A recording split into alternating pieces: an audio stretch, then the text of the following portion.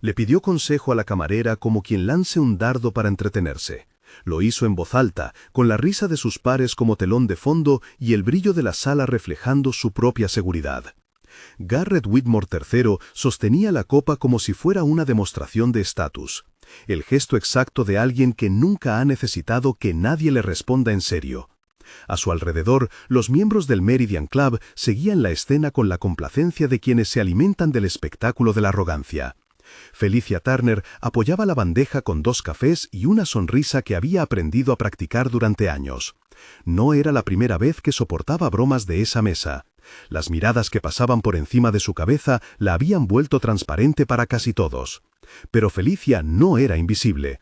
Sus ojos se movían con la precisión de quien había pasado noches leyendo números, no por ambición, sino por necesidad.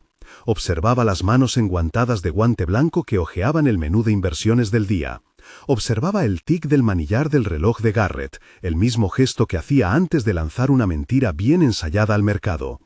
«¿Qué harías tú, querida?», dijo Garrett, con esa voz que pretende definir a los demás por su capacidad de entretenerle. «Tú, que sabes de dinero, dame tu mejor consejo financiero». La sala esperó la carcajada. Alguien deslizó un billete de 100 como un gesto teatral sobre la mesa.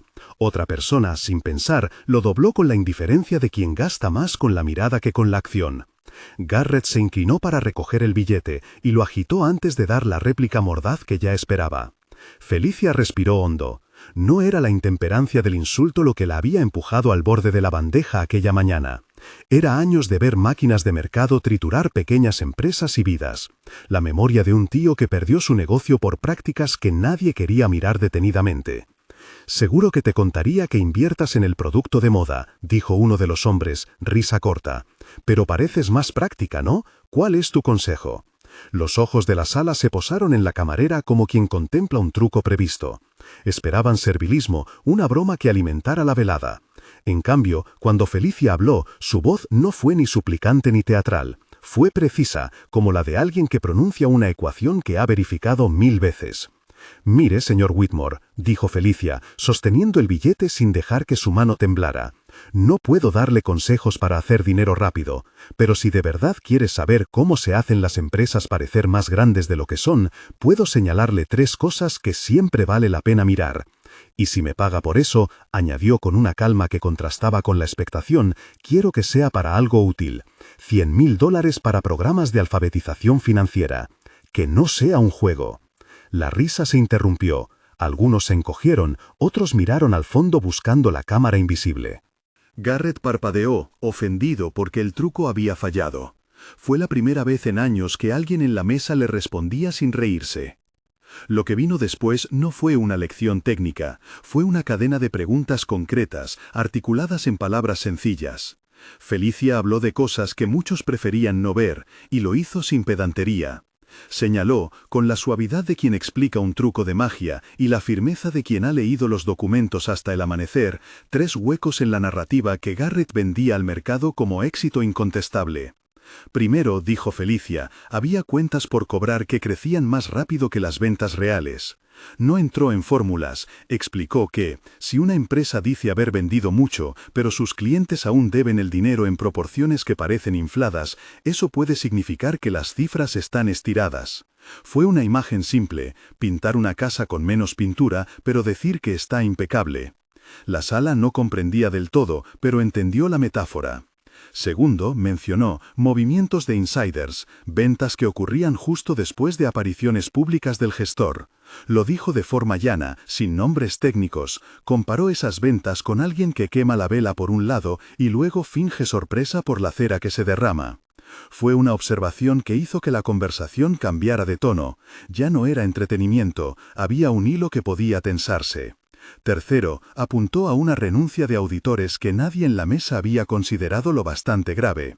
Si quien revisa tus libros, dijo, vale la pena preguntarse por qué. No ofreció teorías grandilocuentes, simplemente llamó a considerar la lógica más básica. Si las manos que dicen que el edificio está estable se van, quizá el edificio no lo esté. La reacción inicial fue un zumbido, sordo y curioso. Simplemente nombrar esos 3 signos, cuentas por cobrar desproporcionadas, ventas internas de ejecutivos, auditores que abandonan el barco, había plantado una semilla. Nadie en esa mesa entendía que la semilla había sido plantada a propósito. Para ellos, Felicia era un dato anecdótico, para ella era la culminación de meses de observación. Si te gustan historias donde la justicia inesperada gana, suscríbete. No era un discurso, era una invitación discreta en medio del ruido. Felicia volvió a su trabajo, cobró cuentas, recogió vasos, mantuvo la expresión neutra que había aprendido a sostener desde que dejó la organización que creía su destino. Porque hubo un momento en que aquello fue posible. Había ido a Columbia, había sido analista de riesgos en una firma que enseñaba a mirar lo que otros no miraban. Era joven, brillante, la ciudad le dio agarraderas y números que parecían oráculos. Pero la lista de prioridades cambia cuando alguien que ama se enferma. Ruth, su madre, empezó a necesitar cuidado constante. Los contratos se mezclaron con facturas médicas y Felicia aprendió que el prestigio no compra 2 horas más de vida con dignidad para quien la había criado. Renunció. No por derrota, sino por elección. Hay cosas que no caben en una bolsa llena de portafolios. Trabajó como camarera para pagar fármacos, comprar adaptaciones en la casa y, sobre todo, para estar cerca de Ruth. Las noches, cuando todo el club cerraba y las copas empezaban a enfriarse, Felicia desenfundaba su ordenador portátil viejo y volvía a los estados financieros que ya no eran herramientas de ambición, sino de supervivencia. Aprendió a leer pies de página como quien busca pistas en un viejo mapa. Los pies de página tuvieron un efecto sobre ella que los titulares jamás tuvieron. Allí, en letras pequeñas, se escondían las explicaciones incómodas.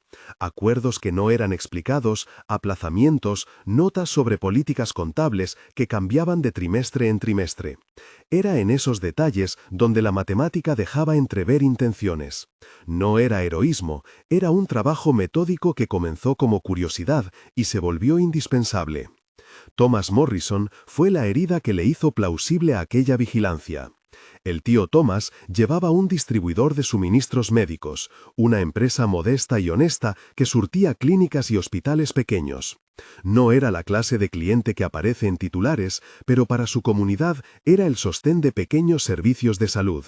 Un día, su contrato con un gran comprador se evaporó, la cadena de pago se retrasó y en 6 meses el negocio se vino abajo. Thomas perdió más que patrimonio, perdió la dignidad de poder seguir ofreciendo empleos y de mantener su casa.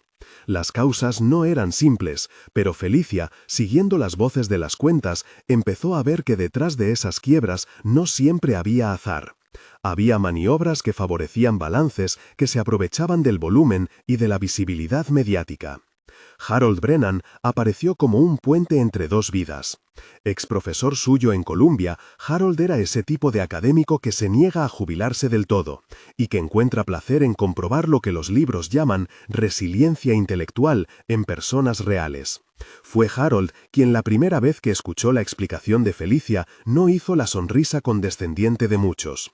En su despacho, entre tazas de té tibio y una pizarra con notas que nadie entendía, Harold reforzó una idea.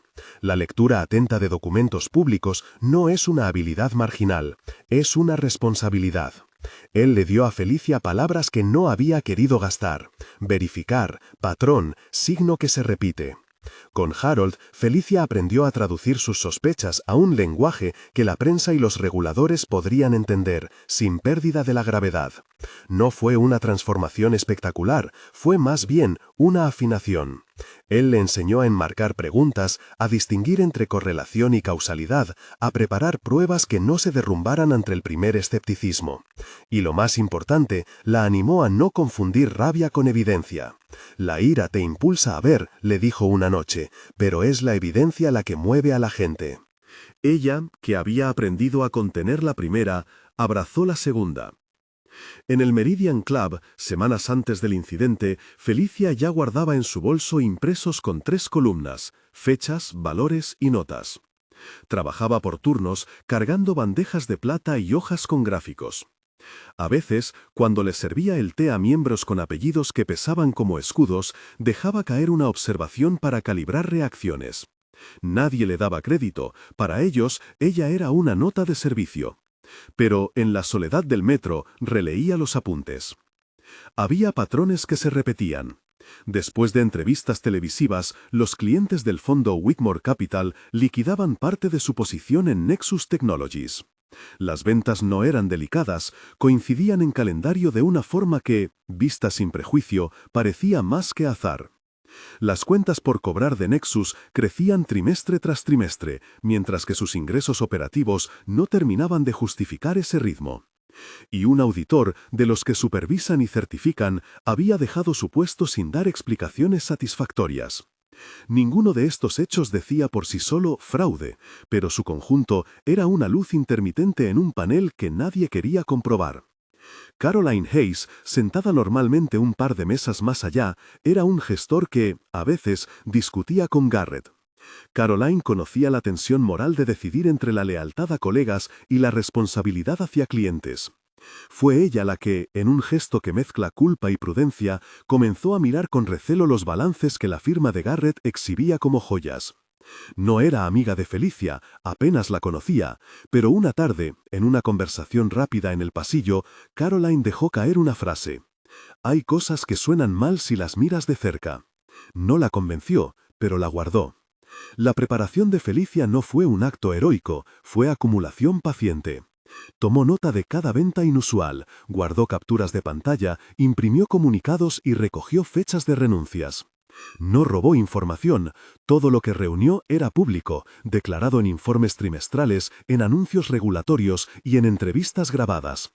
Eso la salvaba de la tentación fácil de la venganza, su arma era la transparencia. Era la lectura atenta de lo que el sistema ya había puesto a la vista. Hubo noches en las que la pregunta fue si enfrentar a Whitmore valía el precio. No por miedo a él, sino por la clara posibilidad de empeorar la vida de su madre si las represalias venían rápidas. Derek, compañero de trabajo y conciencia práctica, lanzó una advertencia en una de esas noches con cerveza y humo. ¿Y si esto te trae más problemas que soluciones? Él la conocía de verdad, sabía que la audacia de Felicia venía marcada por una punzada de exceso de responsabilidad. Ella lo oyó, pero no se detuvo.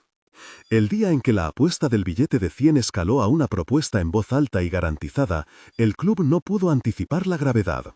Garrett, herido en su orgullo, ofreció un premio. $100,000 si la camarera acertaba en algo que pudiera tumbar una empresa. Para algunos fue la carcajada definitiva, para otros una especulación de alto riesgo. Garrett creyó que ofrecía un chiste con suficiente capital para cerrarlo en grande. No entendió que, en la mesa de esa broma, había encendido una pequeña mecha. Felicia aceptó las condiciones que él proponía, aunque no por vanidad. No tomó el dinero para ostentación. Dijo que lo quería para alfabetización financiera, porque sabía que el poder del dinero, mal comprendido, era parte del daño que había visto en su infancia. Pidió que cualquier pago se hiciera público. Era un gesto con estrategia. Si la oferta era pública, la respuesta debía serlo también. No pretendía convertirse en celebridad, pero tampoco en mártir de un rumor. En los minutos que siguieron, la sala osciló entre incredulidad y excitación. Las cámaras de los teléfonos comenzaron a buscar ángulos. Los murmullos se convirtieron en un eco que subía por las paredes tapizadas del Meridian Club. Garrett, que había pensado en provocar y cerrar el acto, vio cómo la apuesta ganaba forma, y con ella la posibilidad de convertirse en una historia más grande de lo previsto. Miró a Felicia con un rictus que intentaba ser intimidante. Ella le devolvió la mirada sin odio, con el peso de alguien que ha calculado las consecuencias. No fue una réplica pública llena de cifras. Felicia sacó un sobre con varias hojas, copias de informes, capturas de pantalla de ventas, extractos donde las notas al pie hablaban más de lo que la gerencia quería admitir. No reveló secretos, solo señaló discrepancias que cualquiera con paciencia podía apreciar. El gesto de presentar pruebas la ponía en una posición peligrosa, sí, pero la convertía en menos vulnerable a la acusación de calumnia. «Señores», dijo, dirigiéndose a la mesa principal con la serenidad de quien pronuncia un nombre de enfermedad para que todos puedan verlo. «No estoy aquí para destruir a nadie por rencor. Estoy aquí para pedir que miremos lo que ya está en los papeles. Si Nexus tiene ingresos tan altos, ¿por qué sus cuentas por cobrar crecen más rápido que sus ventas? Si los gestores venden después de dar consejos, ¿por qué sus patrones de venta coinciden con sus apariciones públicas? Y si el auditor se fue sin explicación, ¿por qué nadie lo explica? Las palabras calaron. No había estridencias técnicas, solo una demanda de coherencia. La sala, que esperaba un espectáculo, estaba ahora frente a una posibilidad distinta. Una narración que comenzaba a desmontar otra narración, la que Garrett había construido con su sonrisa. Garrett replicó con desprecio, intentando ridiculizar el gesto, pero su voz ya no tenía la seguridad del inicio. Algunos en la mesa quisieron intervenir en su defensa. Otros miraban las hojas como quien descifra el final de una novela. En un rincón, Caroline escudriñaba los papeles con un gesto que mezclaba pánico y alivio. Si aquello era cierto, su posición se tambaleaba. En otro lado, un teléfono vibró y una mano lo levantó para grabar. Cuando la primera cámara prendió, la historia dejó de ser privada en una fracción de segundo. El registro quedaría en la memoria pública, la camarera que presentó pruebas en un club de poder. La línea entre burla y denuncia se había borrado en un minuto. Felicia no gritó, no fue teatral. Se despidió con la profesionalidad que la definía. Recogió sus cosas, anotó en su libreta una hora, una persona y una frase que sabía podía necesitarse más tarde. Mientras salía del salón, alguien a su espalda murmuró el nombre de una periodista, y otra mano deslizó el contenido de su discurso a un mensaje. Las primeras notificaciones comenzaron a llegar a las pantallas.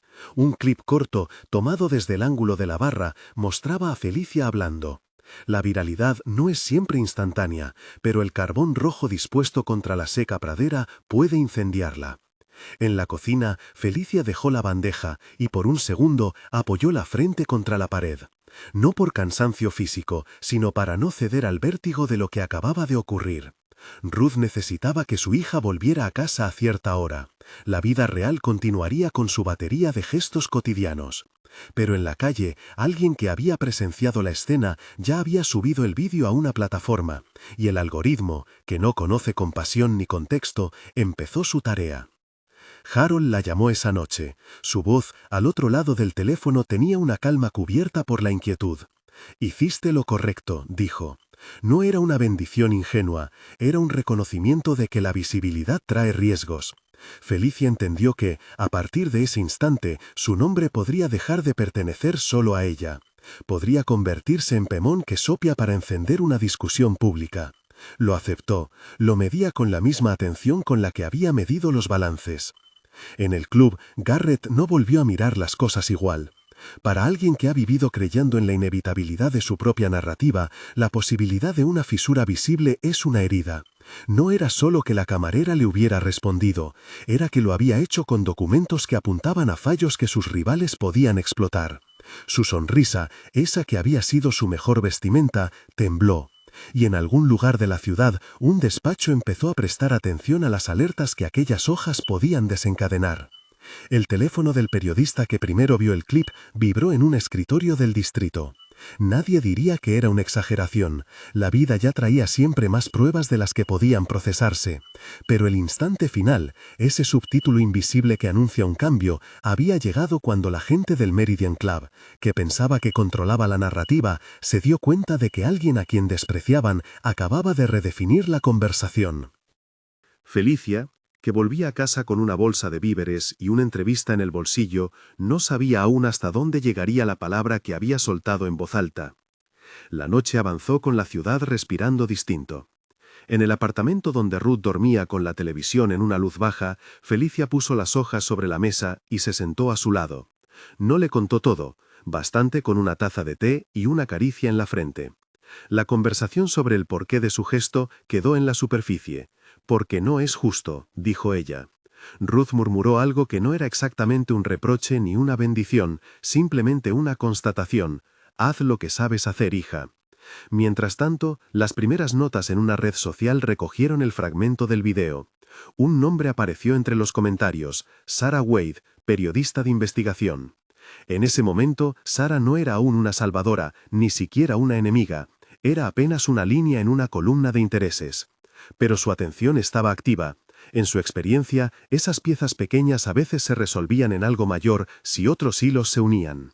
La noche cerró con un rumor que aún no tomaba forma, una llamada de una persona anónima que decía «tengo más» y que colgó sin explicar nada. Para Felicia fue un ruido más en una lista que no acababa. Para otros era la chispa que podría encender una investigación. Cuando las horas se estiraron y las luces de la calle comenzaron a apagarse una por una, el Meridian Club seguía con su brillo artificial.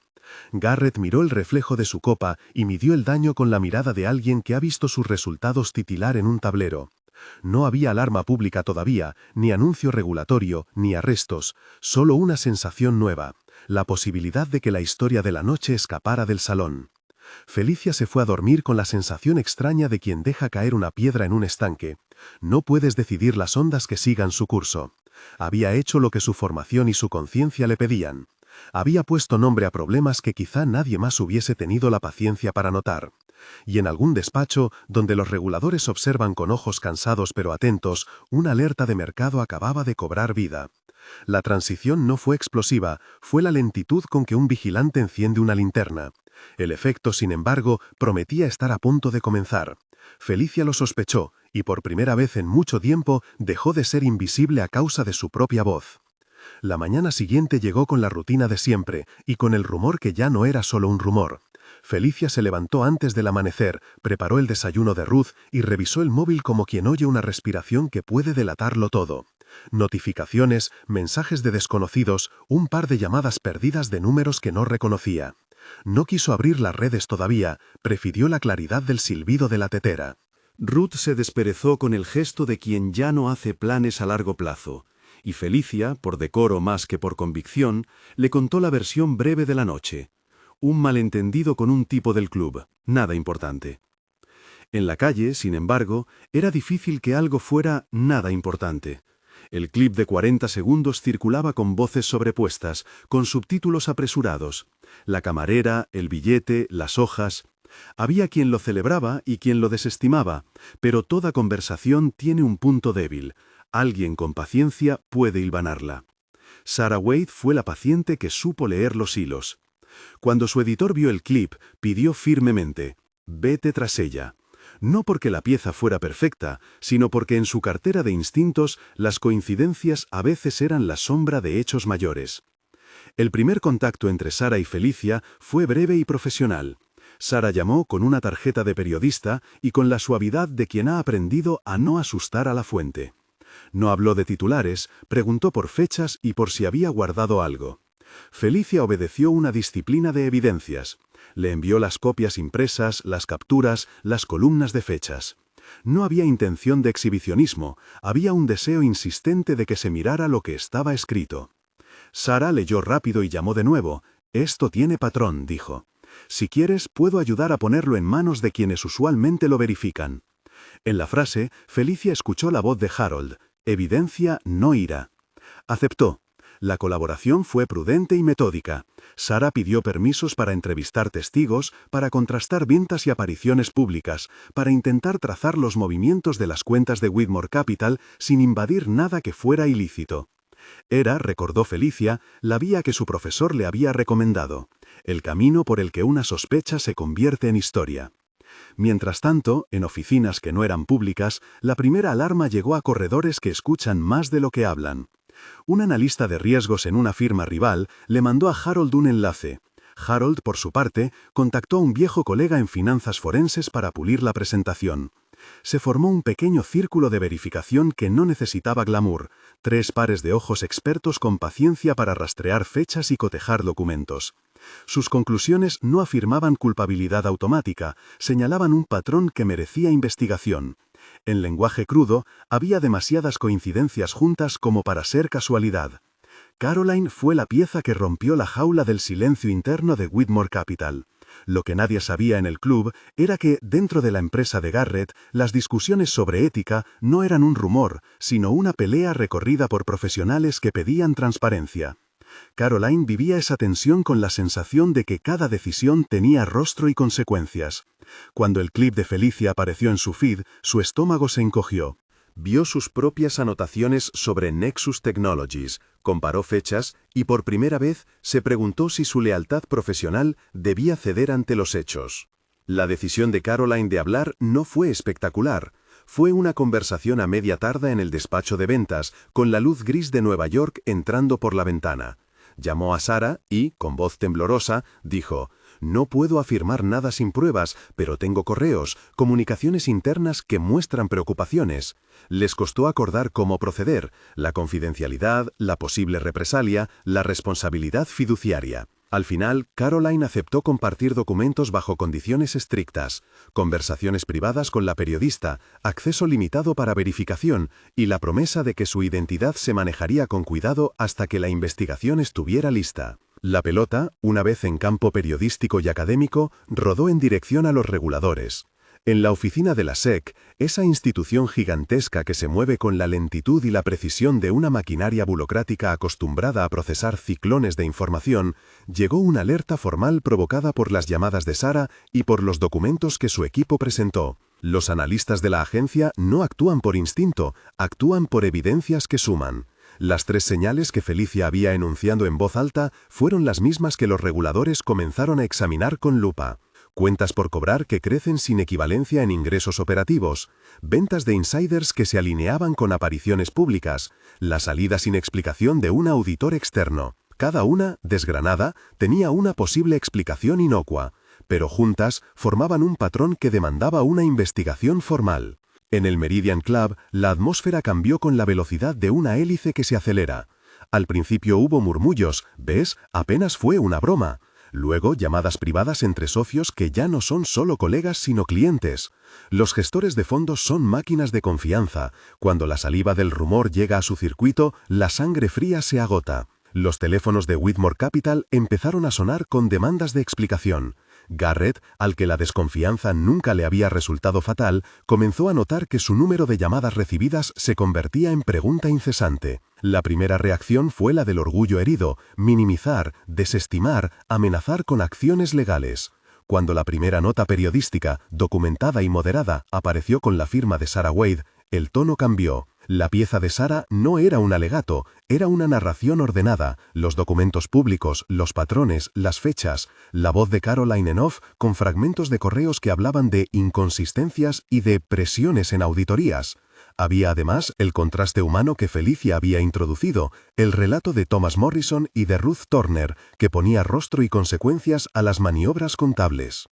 El artículo explicó, en una frase sencilla, qué era una nota al pie: la letra pequeña que muchas empresas prefieren que nadie lea. Y añadió una explicación breve y accesible del mecanismo que los expertos encontraron. Cuando las cuentas por cobrar suben demasiado rápido frente a ventas reales, el balance puede estar siendo estirado para atraer inversionistas. Cuando ejecutivos venden grandes paquetes tras aconsejar compra, hay que verificar si fue una operación programada, un 10b5, un plan de venta automático o una liquidación oportunista. Sarah no inventó teorías, mostró evidencias. La reacción pública se pronunció en minutos. El ticker de Nexus Technologies, empresa que Garrett había alzado como joya, empezó a moverse con nerviosismo. No fue un desplome instantáneo, pero sí un descenso que aprovechó cualquier excusa. Las instituciones que gestionaban portafolios para clientes grandes comenzaron a revisar su exposición. Los comentarios en medios financieros se multiplicaron y los analistas, que habían pasado meses elogiando a Whitmore Capital, ahora pedían explicaciones. El efecto fue acumulativo: retiradas de capital, reproches y la lenta erosión de confianza que en los mercados equivale a la falta de oxígeno. Cuando el regulador anunció una investigación formal, la sala del Meridian Club se quedó sin risas. El mensaje de la SEC fue sobrio: hemos abierto una revisión sobre las prácticas contables y las operaciones relacionadas con Nexus Technologies. El anuncio equivalía a un banner que pesa y que detona. Los mercados reaccionaron de inmediato, el trading en tecnología se volvió errático. Lo más simbólico fue la pausa en el ticker de Nexus, ese corte circular que en las pantallas parece un pulso que se detiene. En la sala principal, algunos socios miraron a Garrett con la sensación de haber visto un tren que pasa y que ahora los dejará en la estación. Garrett reaccionó como el personaje que había sido, con agresividad controlada. Convocó una rueda de prensa, habló en la tele con la seguridad de quien ha sabido encauzar narrativas antes. Llamó a la investigación una molestia temporal y a sus críticos espectadores de un circo. El tono, sin embargo, ya no bastaba. En su casa, en un despacho con vistas a la ciudad, Garrett lanzaba órdenes. Aconsejó a sus abogados preparar movimientos legales. Pidió a su equipo de relaciones públicas que desacreditara a Sarah. Enfrentó a Caroline con acusaciones de traición. Su prepotencia personal, que antes alimentaba audiencias, ahora lo dejaba expuesto. No supo que había subestimado un elemento humano que nunca había contabilizado: la paciencia acumulada de aquellos que han estado observando. Cuando las citaciones llegaron, la precariedad de su imperio se hizo concreta. Clientes importantes reclamaron transparencia inmediata. Algunos retiraron fondos, otros solicitaron auditorías paralelas. Los bancos que proveían líneas de crédito empezaron a revisar covenants. En la jerga bancaria, la confianza es una cláusula suave. Cuando se rompen acuerdos informales, las cláusulas duras caen como mazos. Dentro de Whitmore Capital, las renuncias fueron en cadena. Gestores que se fueron por reputación, abogados que aconsejaron acuerdos y una atmósfera de pánico que se filtre por cada reunión en la que alguien insiste en la palabra contingencia. El día en que la policía, con orden judicial, procedió a ejecutar registros en las oficinas de Whitmore Capital fue el día en que la ciudad pareció detenerse por un segundo. Cámaras rodearon el edificio y las escalinatas, y el ruido que se produjo en la prensa puso a muchos de sus socios frente a la brutal claridad de la exposición pública. Garrett fue detenido durante unas horas para declaración. Los cargos iniciales aún eran parte de un proceso que requería horas de escrutinio y un juez que estableciera medidas. No fue una escena de película con esposas y flashes, fue un procedimiento legal que mostraba que incluso los poderosos deben responder a la legalidad. El juicio, cuando llegó, no fue rápido. Los abogados prepararon réplicas, los peritos discutieron métodos y los documentos que Felicia había recopilado se convirtieron en piezas materiales de un puzzle judicial. Harold trabajó con la fiscalía como perito experto. Su testimonio fue claro y didáctico. Explicó, con paciencia y sin grandilocuencia, cómo el patrón de movimientos en los estados y las notas al pie, junto con las ventas de insiders y la renuncia del auditor, justificaban una investigación a fondo. Dijo lo que Felicia esperaba oír, que ninguna pieza demostraba por sí sola un fraude, pero que el conjunto exigía responsabilidad legal. Caroline fue una testigo clave. Su momento en la sala fue tenso. Cruzar la línea entre lealtad interna y responsabilidad pública no fue un acto heroico de novela, sino una decisión que le costó noches de insomnio. En el estrado, con la voz medida, explicó sus dudas y cómo sus correos internos le hicieron ver que existían presiones por mostrar resultados a cualquier costo. Su testimonio no tenía odio, tenía una claridad profesional que igualaba a la de Harold. Responsabilidades que se ignoran por convención deben ser explicadas cuando las pruebas indican daño. La prensa siguió cada audiencia. Sarah y su reportaje, que había sido el primer escalón, ahora eran piezas de un entramado periodístico más amplio que reunió voces de víctimas, peritos y documentos públicos. Las cámaras mostraban no solo a Garrett, sino a ejecutivos que cambiaban de estrategia, a clientes que buscaban reparar pérdidas y a comunidades que sufrían consecuencias indirectas, pequeñas empresas que habían perdido contratos o pagos por retrasos vinculados a las maniobras contables. La voz de Felicia, en tanto, se mantuvo austera, no celebró cada paso, actuó con la conciencia de que la justicia procesa hechos y no ansias. En la sentencia, cuando finalmente llegó la decisión penal para aquellos a los que se pudo vincular de forma directa con manipulaciones y engaños, la postura del tribunal fue firme. Garrett fue hallado culpable de varios cargos relacionados con fraude contable y prácticas engañosas.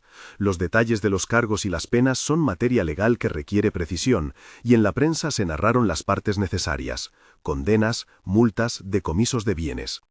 La narrativa pública, sin embargo, no se agota en la condena.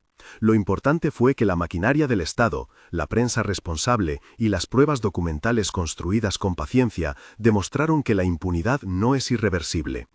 Para Felicia, el proceso no fue liberador de la manera que algunos imaginan. No hubo triunfo efervescente ni venganza satisfecha.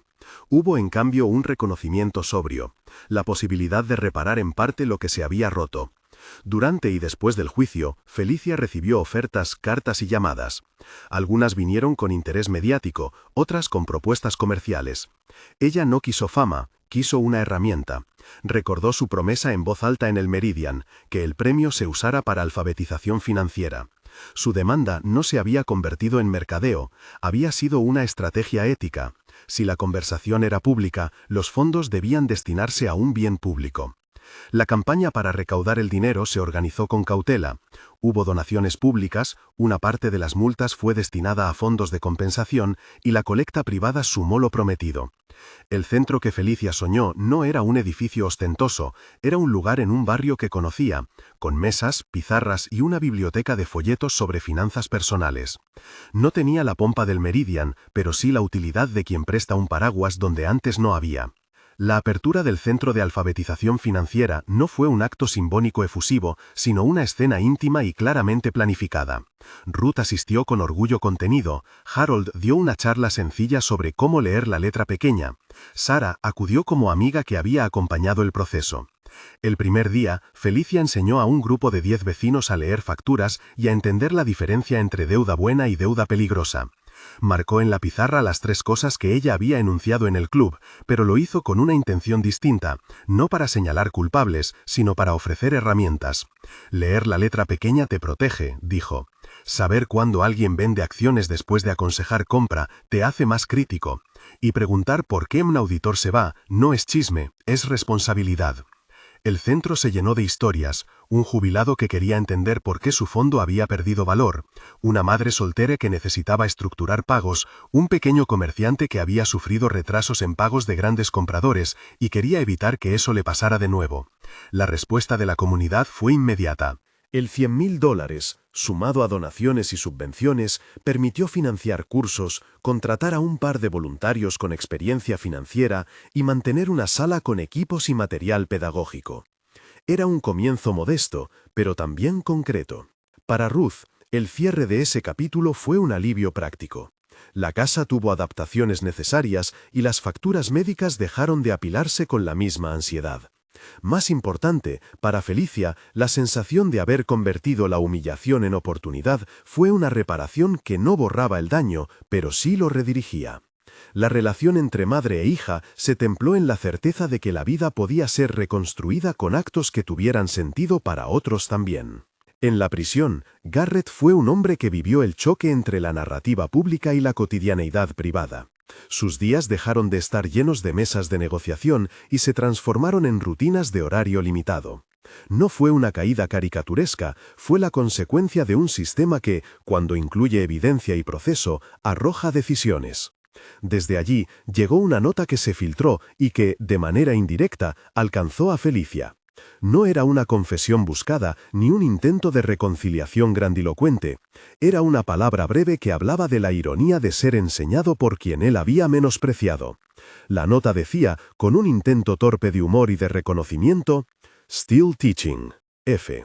La frase, en su sencillez, tuvo el peso de una vuelta de tuerca. Quien creyó tener todas las respuestas, recibió finalmente la relevancia de la enseñanza. El legado de lo ocurrido no fue únicamente jurídico. Hubo cambios en prácticas corporativas, hubo demandas de mayor transparencia y modificaciones en políticas internas de algunos fondos.